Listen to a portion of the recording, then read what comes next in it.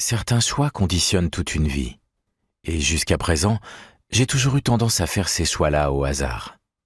Si j'avais dû prendre la même décision 5 minutes plus tard, j'aurais facilement pu faire tout le contraire. Et je ne crois pas avoir affronté un moment crucial de mon existence, armé du moindre début de réflexion, ni disposé à me fixer des objectifs à long ou même à moyen terme. Le plus souvent, je m'efforce de ne rien faire et de tout remettre à plus tard, jusqu'au moment où, toutes les possibilités envolées, je peux regagner mon cocon d'inefficacité et m'y abandonner.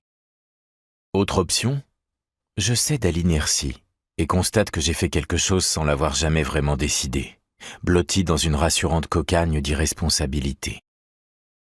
Il y a 2 ans, saisi par une éphémère fascination pour l'Extrême-Orient, ma mère m'a plus ou moins obligé à lire un ouvrage qui soulignait, entre autres, un trait caractéristique de la mentalité chinoise. Au lieu d'agir avec un but en tête, le sage laisse les circonstances le mener où elles veulent, sans s'obstiner comme les Occidentaux à vouloir être maître de son destin.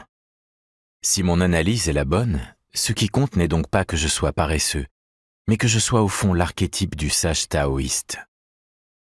Que j'ai fini par entreprendre un doctorat ne fait pas exception. En remontant aux sources de ce choix, on trouverait dans le meilleur des cas un fatras de circonstances fortuites, d'opinions défendues au-delà du raisonnable, uniquement par orgueil, et une profonde incapacité à évaluer les conséquences de mes actes. Je ne suis pas de ceux dont la carrière universitaire coule dans les veines. Hormis l'habitude de lire, que j'ai conservée, même si je ne la partageais avec aucun de mes amis et que mon père y était ouvertement hostile, j'ai été un étudiant plutôt médiocre. Mon seul talent était un certain savoir-faire. Je devinais dès le premier jour ce qu'un professeur voulait s'entendre dire, et j'étudiais seulement ce qui me permettait de lui donner satisfaction, pas un mot de plus.